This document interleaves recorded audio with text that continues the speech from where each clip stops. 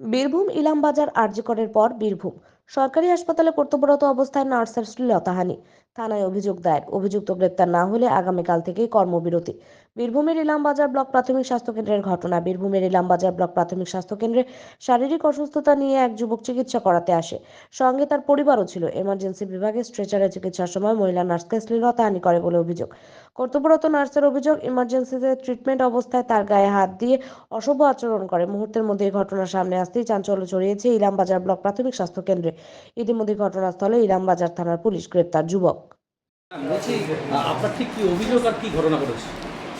Actually 8:30টার দিকে হচ্ছে night shift আমি অন হয়েছে অনেকক্ষণ, তো 8:30টার দিকে একটা পেশেন্ট এসেছিলো, শেখ আব্বাসউদ্দিন নাম। তো উনি ফিভার কমপ্লেন নিয়ে এসেছিলেন, তো ওনাকে একটা স্যালাইন এবং ইঞ্জেকশন অর্ডার ডক্টর লেখেন, তো আমি ওটা দিতেই গেছিলাম। পেশেন্ট ট্রলিতে ছিল, তো চ্যানেল করার জন্য গেছি। তো পেশেন্টের ডিরেক্টলি, ওর বাড়ির লোক তো আছেই, কিন্তু ডিরেক্টলি পেশেন্ট এসে আমার পুরো ব্রেস্টটা একদম টাচ করলো এবং খুব বাজেভাবে। ঠিক আছে, ওটাই কমপ্লেন। এবার অবশ্যই আমি একজন মেয়ে, তো আমার তো এখানে সিকিউরিটি নিয়ে একটা প্রশ্ন এসেই যায়। আপনি কি এখানে কমপ্লেন করেছেন? হ্যাঁ, করেছি। পুলিশে কমপ্লেন করেছেন? হ্যাঁ, করেছি, রিটার্ন কোথায় করেছি। কমপ্লেন করেছেন একটু বলুন। আমাদের ইলামবাজার পুলিশ স্টেশন কমপ্লেন করেছেন, কি অভিযোগ করেছেন আপনি? অভিযোগ ওটাই যে পেশেন্ট আমার সাথে মিসবিহেভ করেছে, এটা যেন আর কারোর সাথে না হয়। একটা অন ডিউটি স্টাফের সাথে এরকম হচ্ছে, তো আমার না হয় এটা সব অন্য কারোর সাথেও হতে পারতো, আমার জায়গায় অন্য কেউ থাকতে পারতো না।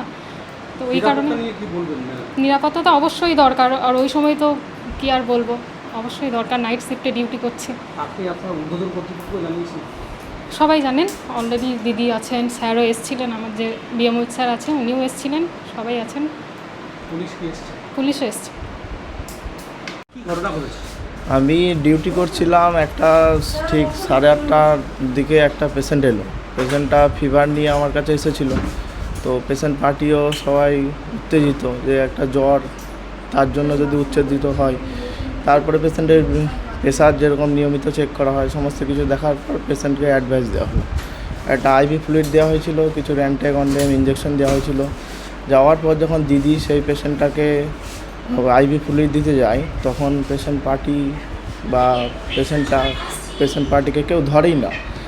পেশেন্ট হাত পা ছুটছে, এরকম মিসবিহেভ করছে, কেউ পেশেন্ট পার্টিকে সাপোর্ট দেয়নি। তারপর আমি যখন গেলাম, দেখলাম পেশেন্ট তখনও খুব খারাপ বিহেভ করছে। দিদির ব্রেস্টে হাত দিয়ে এবং প্রাইভেট পার্টে হাত দিয়ে খুব বাজেভাবে মিসবিহেভ করেছে। তো তারপর আমি জানালাম পুলিশ প্রশাসনকে, এখনও পর্যন্ত তো কোনো কিছু হয়নি।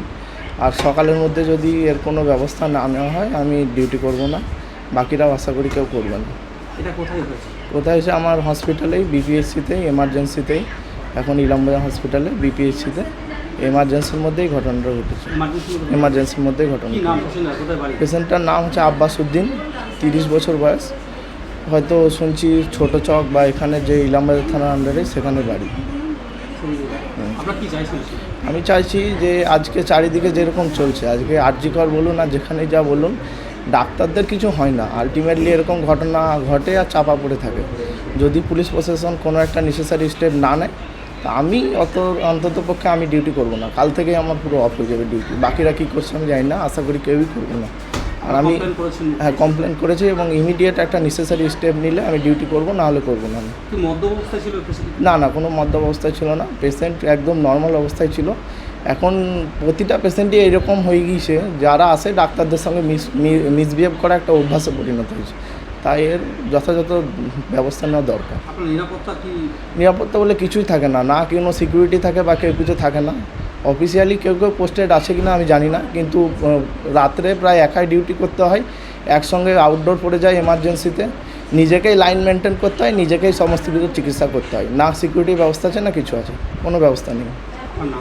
আমার নাম ডক্টর মাসিদুল হাসান, আমি এখানকার ইলামবাজার বিপিএসসি এমও মেডিকেল অফিসার।